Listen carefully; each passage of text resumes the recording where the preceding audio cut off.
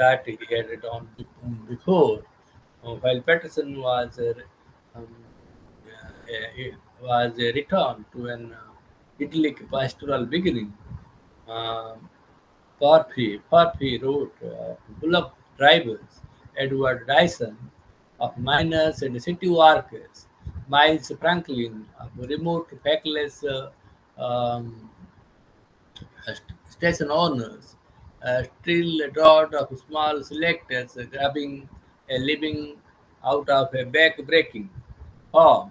So here, the farm workers, the daily laborers, all these things form the part of a characteristic of Australian literature, which is quite indigenous and mm, aboriginal in nature.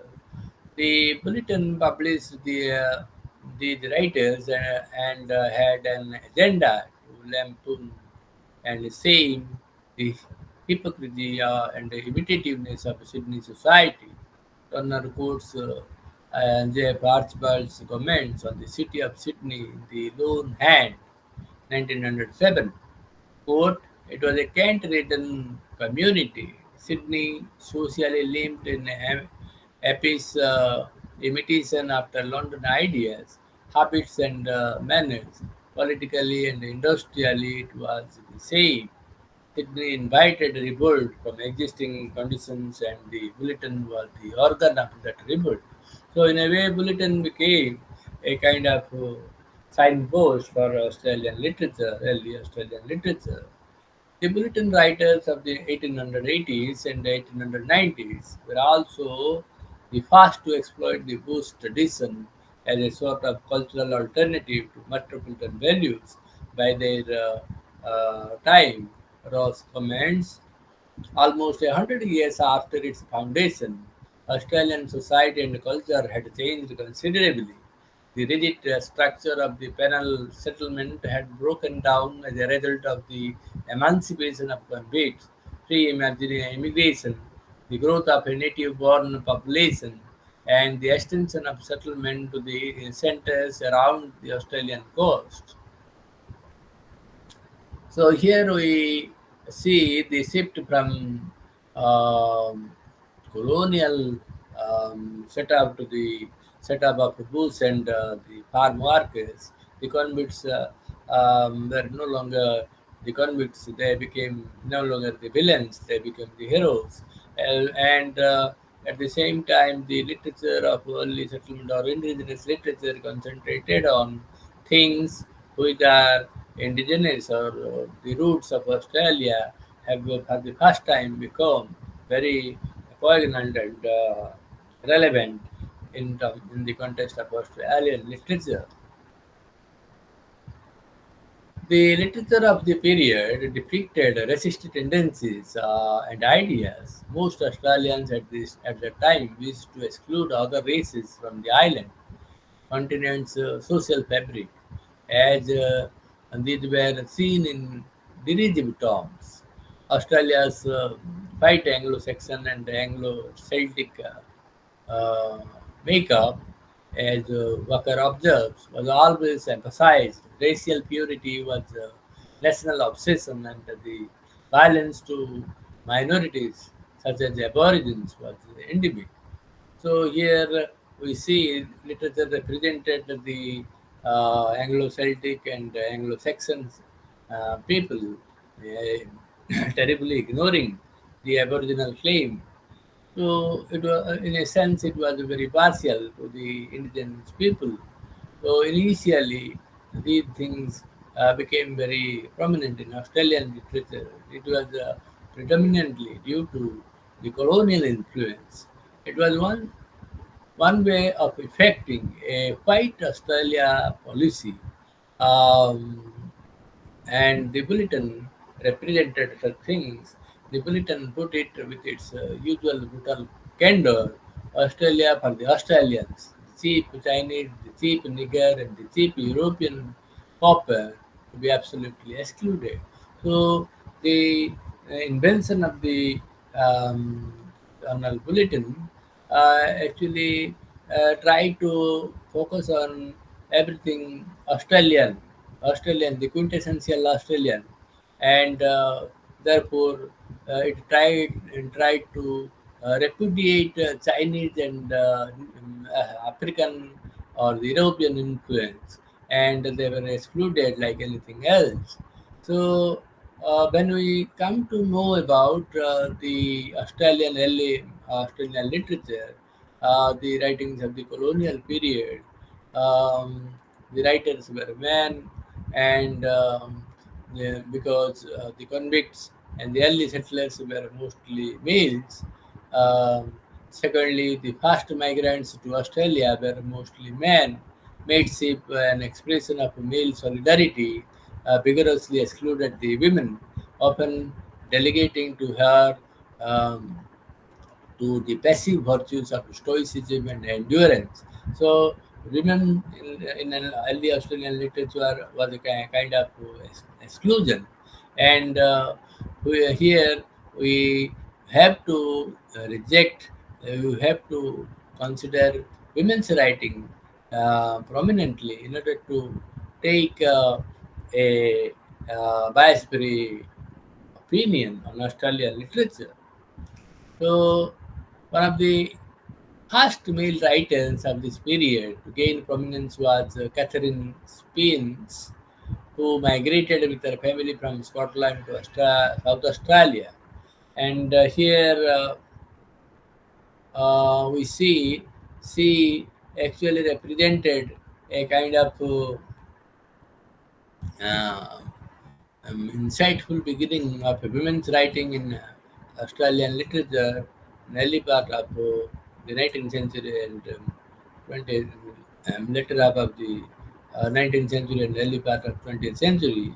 Later in the 19th and 20th centuries, we see women writers as Judith Wright, Beverly Kingston, Roth, Teal, Kay Daniels, Barbara Benton, Elizabeth Jolie, Helen Gardner, Kyle Tennant, and others who represented uh, women culture or culture of feminism in Australian literature.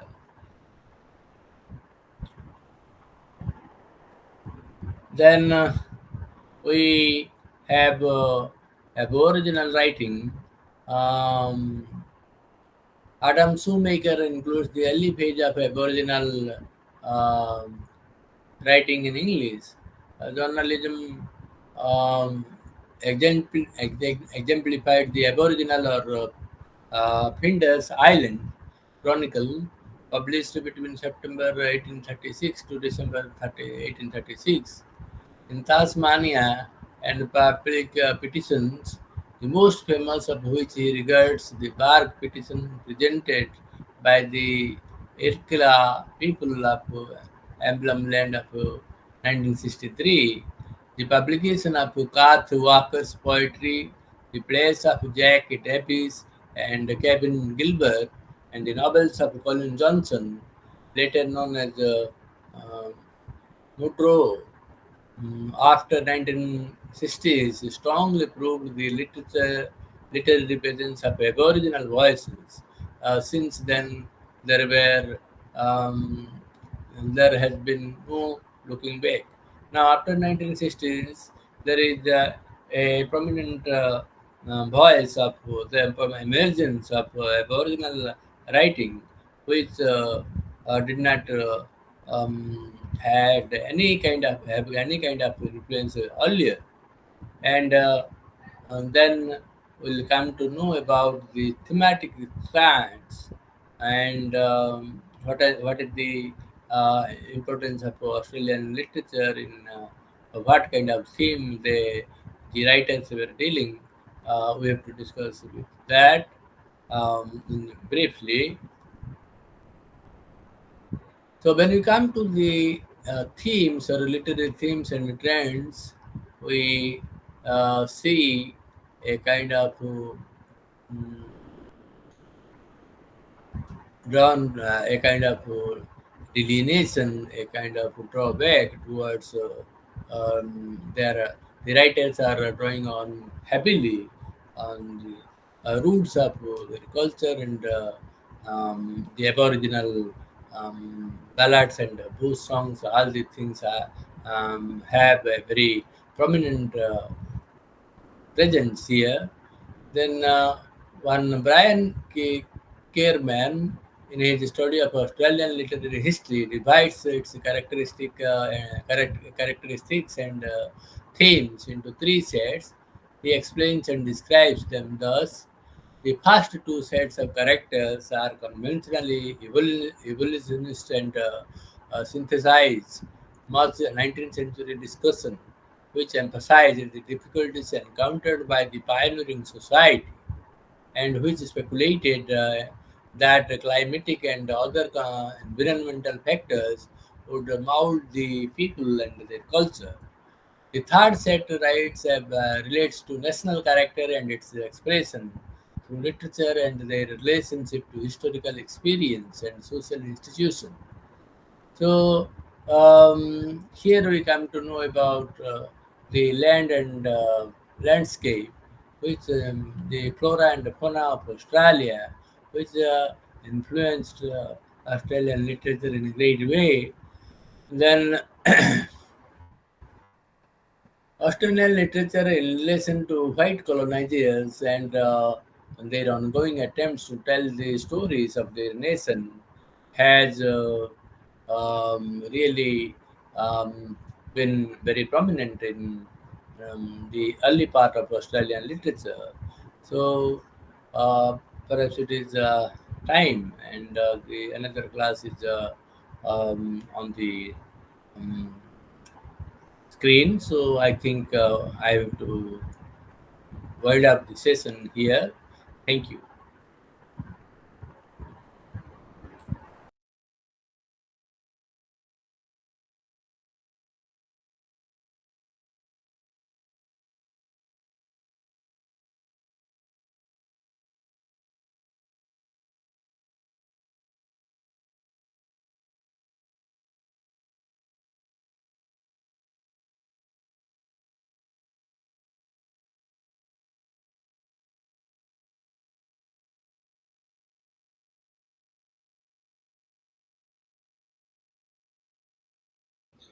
Good evening.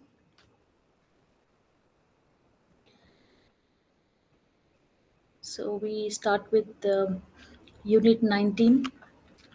Yesterday we discussed about Unit 17 and 18. We talked a little bit about um, the English patient and written by Michael Ondatse. And right now we will delve deep into the subject matter on the English patient. We'll talk about the theme, we'll talk about the structure, and also the characterization. This is what we are going to discuss in Unit 19. And in Unit 20, we will talk about the technique part of the English patient. We discuss about the modernism and the English patient, postmodernist elements in English patient, and English patient as film. Then we discuss important questions from Unit 19. There are two questions in all. And then we also discuss important questions from Unit 20. Again, there are two questions, and with that, we end with this um, blog. So let's start with Unit 19, and Unit 19 discusses the theme, structure, and characterization of the English patient. Now, why do we study this part that covers the theme, structure, and characterization? Because it's important that the thematic strands and structure of the English patient is to be briefly discussed. It's important, and then we understand on that says handling of characters, especially with regard to four people who brought together in an Italian villa. So this situation happens in the closing stages of World War II. Let's discuss.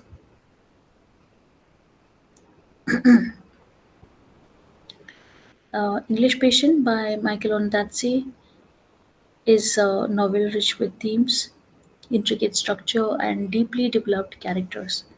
Set during World War II and It revolves around four central characters: the titular English patient, a severely burnt man, later revealed to be a Hungarian count named as Laszlo Almasi; Hannah, a Canadian nurse; Kip, an Indian sailor; and Caravaggio, a Canadian thief and spy. The themes are of identity, love, betrayal, and the impact of war on individuals and relationships. Identity is particularly complex as characters wrestle with their personal histories and allegiances in a time of global conflict. Love is depicted in various forms, from romantic to platonic, highlighting how human connections endure amidst chaos. When we talk about the structure part, Ondatse employs a non-linear narrative structure, shifting between different timelines and perspectives. This technique allows him to gradually reveal the characters' backstories and connections, creating a mosaic like narrative that reflects the fractured experiences of war and memory. We discuss about the characterization, where each character in The English Patient is meticulously developed with intricate backstories and motivations. The English Patient himself embodies themes of transformation and loss, grappling with his identity and past actions. Hannah finds solace in caring for the patient, while Kip navigates his role as a soldier, an outsider. Caravaggio adds a layer of intrigue with his own wartime experiences and personal vendetta. Overall, The English Patient is celebrated for its lyrical prose, evocative imagery, and profound exploration of human resilience and connection in the face of historical turmoil. Let's delve deeper into the matter. Michael Ondaatje, The English Patient, is a novel that intricately weaves together history, memory, identity, and aftermath of war. Its layered storytelling and deeply human characters make it a compelling meditation on love, loss, and displacement. The novel, set during the final days of World War II, follows four important characters who converge in an abandoned Italian villa, each carrying personal scars, both physical and emotional, shaped by the war. The major theme in English Patient include identity and anonymity.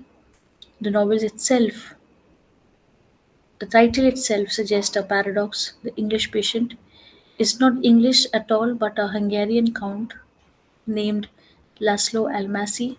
His anonymity, caused by his burns and amnesia, allows him to exist outside nationalistic labels. The novel repeatedly questions the rigid boundaries of identity, emphasizing the fluidity of personal and national allegiances. Caravaggio, Kip, and Hannah also struggle with their own fractured identities, shaped by war, colonialism, and personal histories. We also have a theme of love and betrayal. Love in The English Patient is both redemptive and destructive. The passionate, illicit affair between Almancy and Catherine Clifton highlights the conflict between personal desire and societal constraints. The love is doomed not just by war but by the betrayals inherent in secrecy. Similarly, Hannah's affection for the English patient reflects a different kind of devotion, one of caregiving and emotional dependency. Kip too experiences a kind of betrayal, feeling abandoned by the Western world after the atomic bombings of Hiroshima and Nagasaki. The third theme that explores war and its psychological impact, where the war serves as more than a backdrop, it is a force that shapes and scars every character. Almasi, though a cartographer and explorer, is implicated in espionage and war politics. Hannah, a nurse, has been hardened by witnessing the deaths of the soldiers. Caravaggio has been physically tortured, and Kip, as a sapo, constantly faces death while defusing bombs. The novel does not glorify war, but rather exposes its brutal impact on individuals. The next theme can be memory, history, and storytelling, where the novel is deeply concerned with how history is recorded and remembered. Almasi's memories of his affair with Catherine emerged in fragmented, dreamlike recollections paralleling the novel's structure. Ondatse suggests that history is not a fixed narrative but a subjective experience shaped by emotions, omissions, and personal biases. Caravaggio and Kip also experience their own struggles with memory, trying to make sense of past decisions. There is a theme of displacement and colonialism. Kip's character highlights the novel's post colonial themes. As an Indian soldier working for the British Army, he is both an insider and an outsider. His ultimate disillusionment with the West, symbolized by his reaction to the bombing of Japan, represents a larger critique of imperialism and the racial hierarchies embedded in war. Almasi's work as a cartographer also raises questions about the role of maps in colonial context as he moves through North Africa, drawing boundaries that serve imperial interests. Let's move towards discussing the structure of the English patient. It's a non-linear narrative on that say structures the novel in a fragmented, non-linear manner, reflecting the ways memory and trauma operate. The novel shifts between past and present, moving from Almansi's desert explorations in the 1930s to the war torn villa in the 1940s. This fluid structure allows the reader to piece together the characters, the stories in an organic, immersive way. The structure of English Patient is also representing multiple perspectives because the story is told from multiple viewpoints, primarily focusing on Almansi, Hannah, Kip, and Caravaggio. This shifting perspective deepens the novel's themes of subjectivity and memory, as each character brings their own versions of events and emotional responses to past experiences. Then we have under structure the symbolism and the motives. Ondatse employs recurring motifs, maps, books, the desert, fire, and water to reinforce the novel's themes. Almasi's beloved copy of Histories by Herodotus is a powerful symbol of the blending of history and fiction, as well as the way personal narratives are shaped by collective history. The desert itself represents both freedom and isolation, while fire and water symbolize destruction and renewal, respectively. Moving ahead to the characterization in the English patient, we have Laszlo Almasi, the English patient, who is an enigmatic center of the novel, his body and identity burnt beyond recognition. His obsession with maps and exploration reflects his desire for a world without borders. However, his affair with Catherine and his entanglement in espionage reveal his inability to remain detached from politics and human emotions. He embodies the novel's exploration of memory, love, and loss. We have Hannah, who is a young Canadian nurse who stays behind in the villa to take care for the English patient. She is emotionally wounded by the war and the loss of her father, seeking solace in caregiving. The character represents the devastation war brings to the younger generation and the ways people seek refuge in human connection. We have Kip, which is also who is also an Indian shepherd in the British Army, known widely as Kirpal Singh. serves as a lens through which the novel critiques colonialism. He is skilled, disciplined, and deeply loyal, but his faith in Western ideals is shattered after the atomic bombings.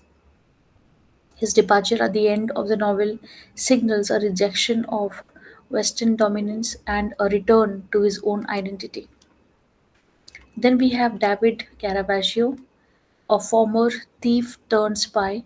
Caravaggio has suffered both physical and emotional wounds. His hands, permanently damaged from wartime torture, symbolize his inability to return to his past life. He provides a contrast to Almasi, as both are men shaped by deception, yet Caravaggio retains a moral core that makes him deeply human. The English Patient is masterfully constructed novel that blends history, romance, and post-colonial critique. Through its fragmented structure and poetic prose, it delves into the war, fractures identity, and reshapes human relationships.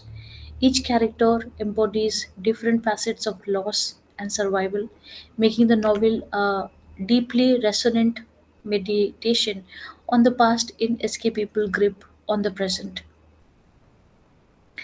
Michael Ondaatje's The English Patient is a poetic and a complex novel that intertwines themes of love, identity, war, memory, and displacement. The novel constantly questions the fixed nature of identity. The protagonist, Almas, is introduced as the English patient, but he is in fact a Hungarian count. His anonymity, caused by his burns, allows him to exist beyond national allegiances. His rejection of geopolitical identities mirrors his belief in a borderless world, yet the war enforces rigid divisions. Similarly, Kip or Kirpal Singh, who is an Indian Sipo, embodies the tension between colonial subjects and the British Empire. Initially, he aligns himself with the Western world, but after the atomic bombings in Japan, he realizes the racial hierarchy that defines colonialism. His departure at the novel's end signifies a reclaiming of his identity outside British influence. Love in English Patient is intense yet destructive. Almasi's affair with Catherine Clifton is illicit, obsessive, and ultimately tragic. The love against the backdrop of the desert represents a space of freedom, yet it is doomed by war and personal betrayal. Catherine chooses her husband, Geoffrey Clifton, over Almasi, but Almasi's later betrayal of Geoffrey, leaving him to die after a plane crash, also seals Catherine's fate. Hannah's love for English Patient, though non romantic, is also deeply emotional. She devotes herself to his care, using it as a way to cope up with her own grief.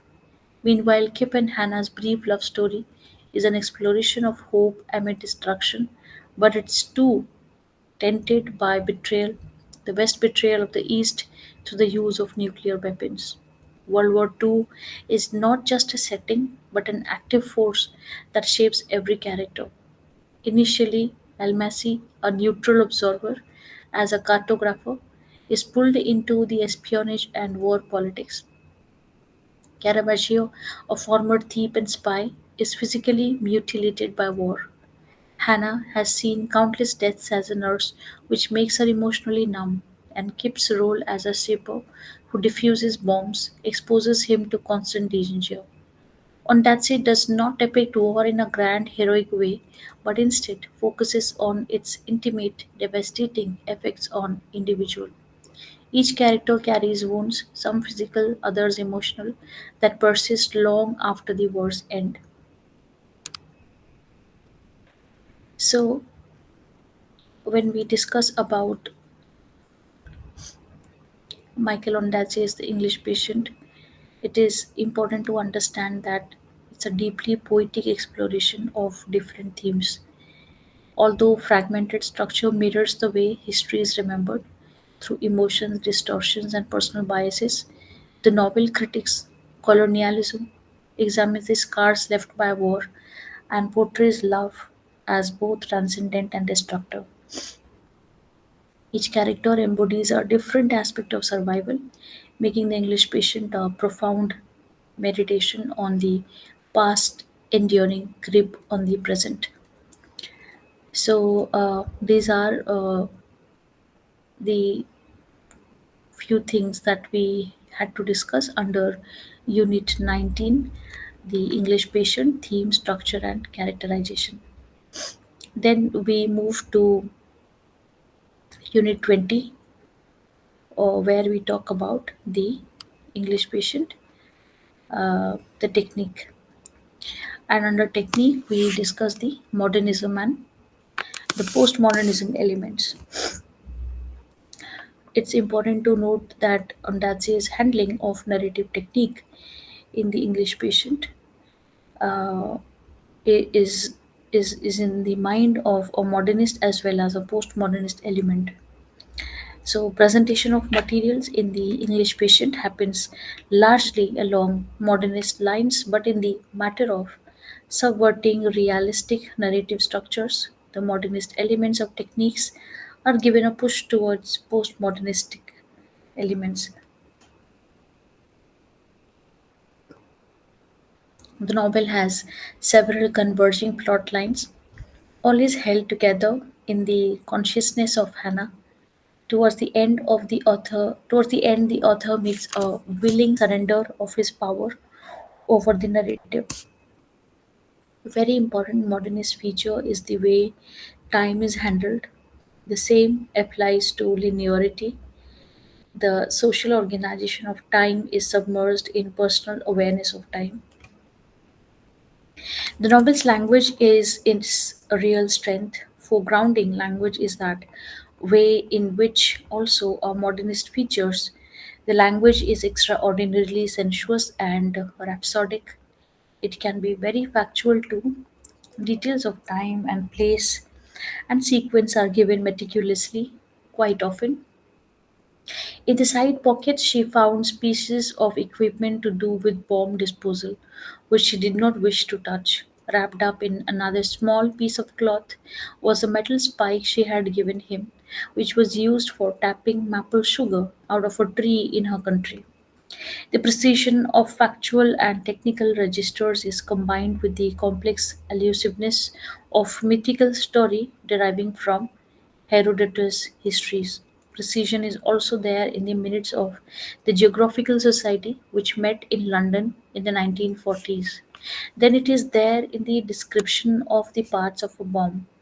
There are some strong similarities between Joseph Concord's 1900 novella Heart of Darkness and on that says The English Patient. For one thing, the narrative is a framed narrative. There is an indirect but unmistakable reliance on the broad stream of consciousness approach in the matter of time, memory, and telling. In that sense, the Ondaatje text has in it a lot of Marcel Proust's remembrance of things past. Most things and happenings are filtered through memory. History's layers keep getting unearthed progressively. Time in this novel is an elastic element. It ranges back and forth through the years to Almasi's affairs with the wife of another explorer, as well as bringing in Hannah's experiences as a nurse. Kirpal Singh's feelings about England and Caravaggio's adventures as a thief and spy. The past of Hannah and Caravaggio from the previous novel, In the Skin of a Lion, also figures briefly. The backbone of the novel is its patterning of images, symbols, and metaphors. The burning man falling from the sky is central with all other images linked to it. Ondaatje uses images in an associative way, which makes the narrative structure associative like a stream of consciousness. There is dependence on flashback, montages, and memory. Figurality comes in the way Hannah reacts to Almasi's stories. On page 135, we are told Hannah sits by his bed and she travels like Squire beside him during those journeys. Figurality is strongly there in the following description too. To Hannah, the wild gardens were like further rooms. She walked along the edges of them, aware always of unexplored mines. In one soil rich area besides the house, she began to garden with a furious passion that could come only to someone who had grown up in a city. In spite of the burnt earth, in spite of the lack of water, someday there would be a bower of limes rooms of cream light. Disruption of time is a key modernist feature of the technique. In the English patient, there are quick shift of perspectives from the past to present in the broad stream of consciousness style so well practiced earlier by James Joyce. Memory is handled as a fluidity. What it round to it is a poetic conflation of past and present. Facts and insinuation are conflated. The overall effect is that stories, legends, images are like arcs for their rigid frames. Time in this novel is an elastic element. It ranges back and forth through the years to Almacy's affair with Catherine.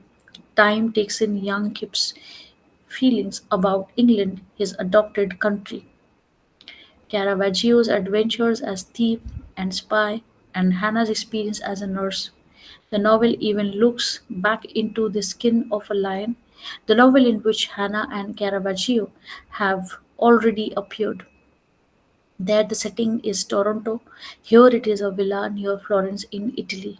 On that say, The English Patient is a modernist work adopting an approach to the writing of the novel which questions the realist conventions of the 19th century European novel while dealing with the historical realities of the Second World War.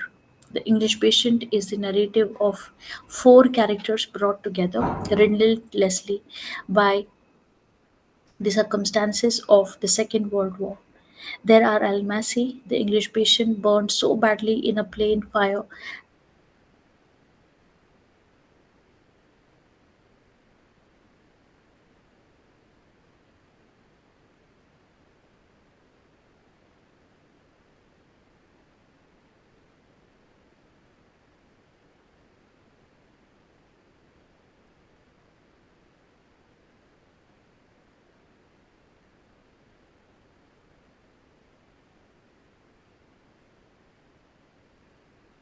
The reader is given enough a very dexterous thief, a friend of Hannah's father, whom Hannah had admired from childhood, now has hands without thumbs. The thumbs were hacked off by the Germans, and Caravaggio now combats his pain and humiliation by relying on large doses of morphine.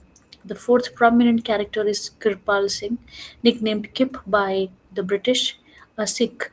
He has been trained as a mind diffusion expert in England and serves in the British Army.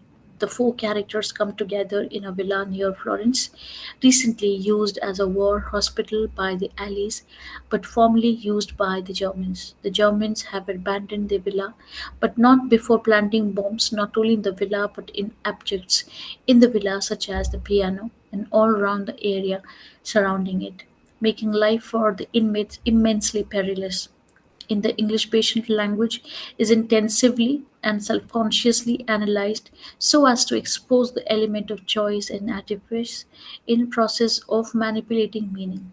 There is also evidently a relishing of such processes by the author. Metaphors here have unusual mobility and their significances. The following extract is representative of the same. He glares out each eye apart down the long bed at the end of which is Hannah. After she has bathed him, she breaks the tip of an ampoule and turns to him with the morphine. An effigy, a bed, he rides the boat of morphine. It races in him, imploring time and geography, the way maps compress the world onto a two-dimensional sheet of paper. The English Patient is a narrative which proceeds largely along modernist lines in technique, while also mobbing postmodernist choices in dismantled realistic narrative structures. Hannah's individuality is released into greater and greater freedom by the randomness of science which describes her and her actions, her thoughts and fantasies. We are told about Hannah that she is a woman of honor and smartness, whose wild love leaves out luck, always taking risks, and there is something in her brow, not what only she can recognize in the mirror. We move on towards the postmodernist elements in the English patient now. Two elements which are unmistakably postmodernist about the English patient are its overt intertextuality and the fluidity of identity in it.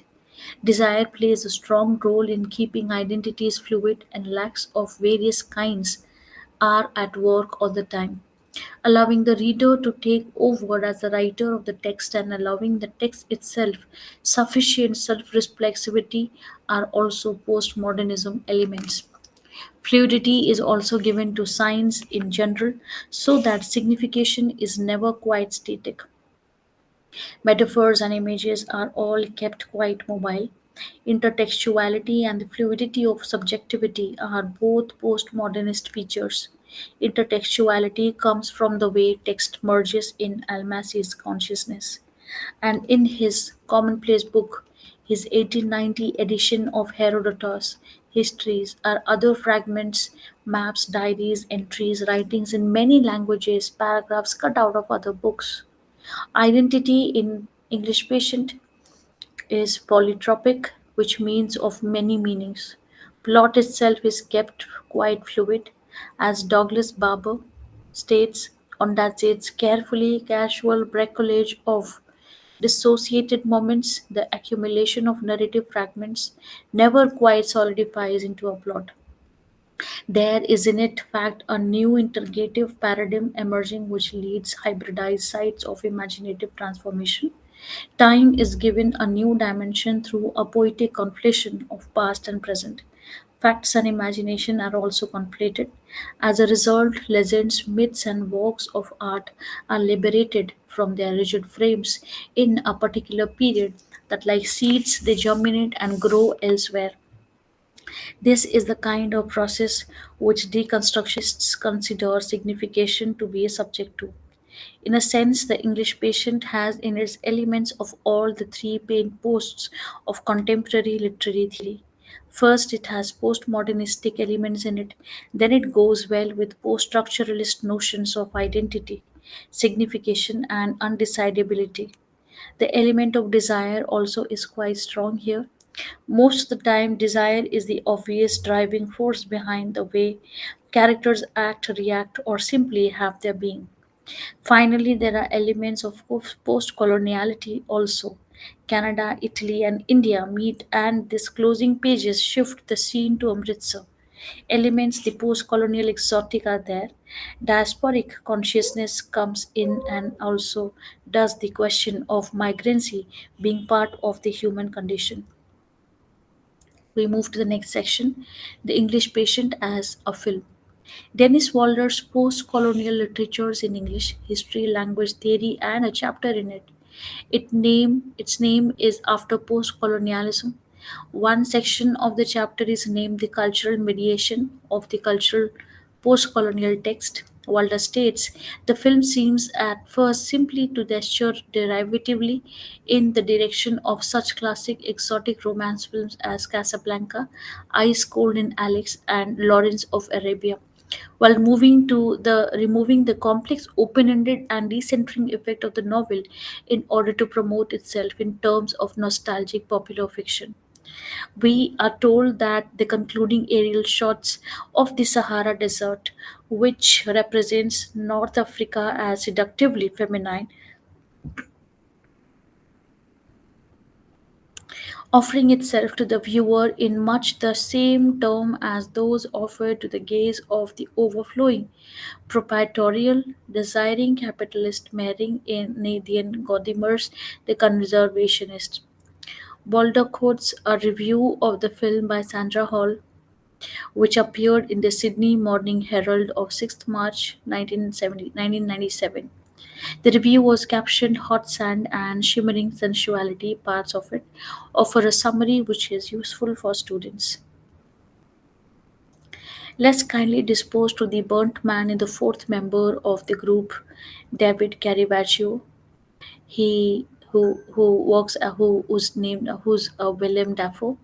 He's worked in intelligence and known as the English patient is actually a Hungarian Count Almasi, a former desert explorer successfully navigating the Mediterranean with the help of a Hungarian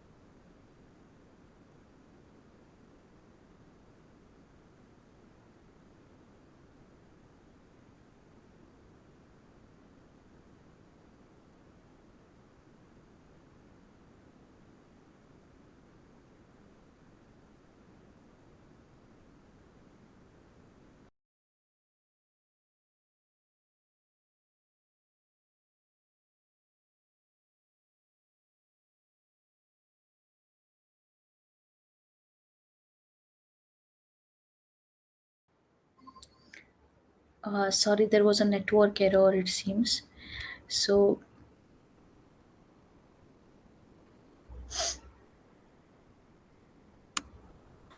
the screen adaptation of The English Patient goes to great pains to try to produce a filmic mirage that reproduces some of its disorienting textual mosaic of the novel.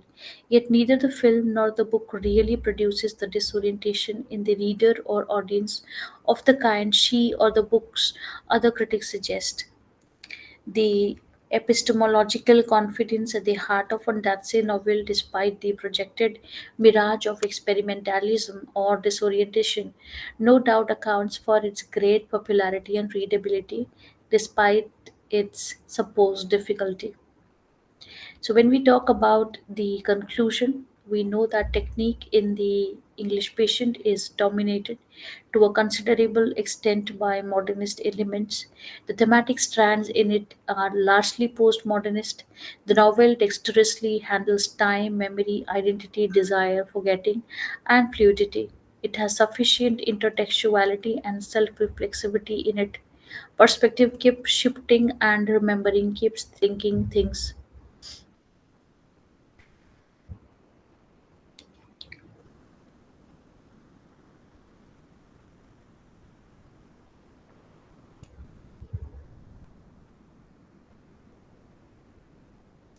Michael Ondat says the English Patient incorporates several modernist literary techniques, aligning it with the movement's themes and the stylistic innovation. Modernism, which emerged in the late 19th and the 20th century, is characterized by a break with traditional narrative structure, fragmented storytelling, psychological depth, and an emphasis on subjective experiences. Like, please give me a second.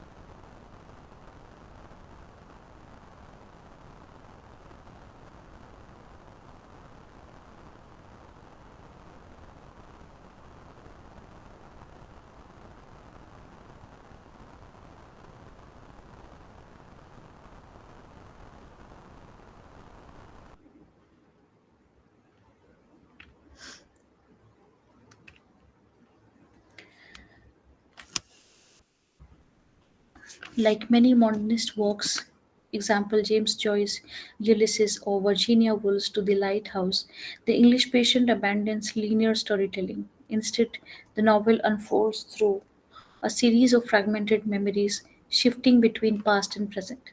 Almasi's recollection of the desert, his affair with Catherine, and his wartime activities are presented in a sequential manner, mirroring the way memories operate. Modernist literature often delves into the psychology of characters rather than merely focusing on external events.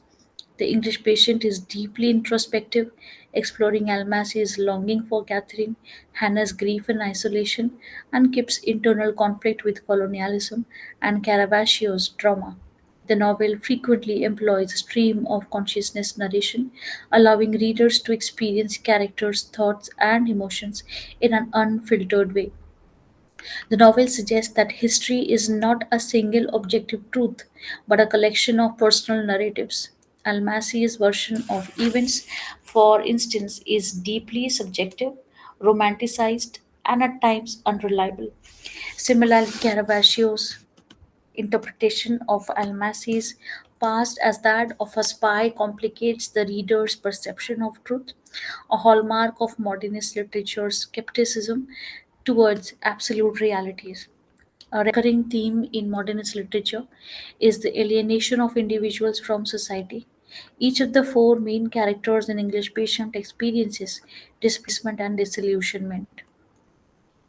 This sense of fragmentation and disconnection reflects the modernist preoccupation with the fractured nature of human existence in the wake of global conflict. While the English Patient contains strong modernist influences, it also embodies several key aspects of postmodernism. Postmodernism, emerging in the mid 20th century, is characterized by skepticism towards grand narratives, metafiction, intertextuality, and blending of genres and perspectives. Postmodernist literature often questions historical truth, and the English Patient plays with the concept extensively. Almacy's personal narrative interweaves with the real historical events, but the accuracy of this account is uncertain.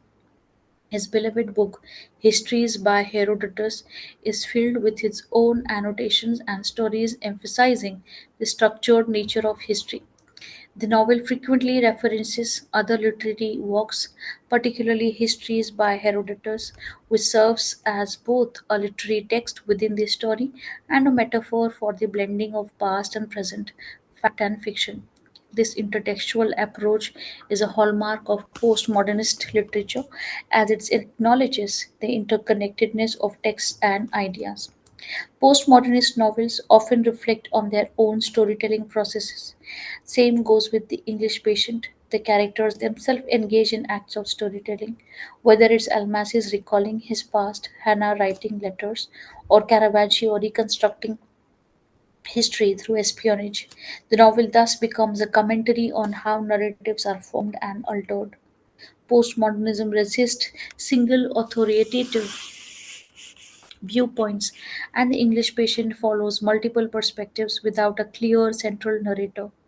The novel shifts between Almacy's poetic memories, Hannah's introspective grief, Kip's cultural disillusionment, and Caravaggio pragmatism. This technique establishes traditional notions of truth and identity. Postmodernist works often critique grand narratives of power and history. In The English Patient, Kip's character provides a post colonial critique of Western dominance. Initially loyal to the British, Kip ultimately rejects Western ideologies after witnessing the racial politics behind the atomic bombings. His journey reflects postmodernism rejection of dominant historical narratives in favor of multiple and often conflicting perspectives. Postmodernist literature tends to avoid clear resolutions, and The English Patient ends on an ambiguous note. Keep leaves Hannah and disappears into his new life in India, while Almasi fades into death, his story unfinished. The reader is left to interpret the characters' fates, reinforcing the novel's thematic concern with uncertainty and the subjective narrative of experience. The English Patient is a novel that bridges modernist and postmodernist literary traditions using fragmentation, subjective narration, and multiple perspectives to explore themes of war, love, memory, and identity. Its film adaptation, while making narrative changes, captures the novel's poetic beauty and emotional depth. Both versions stand as testaments to the power of storytelling and the complexities of history and human experiences. So we take a break of 3 minutes now, and then we discuss with the question answers from Unit 19 and Unit 20. It's 7:42. We exactly begin at 7:45.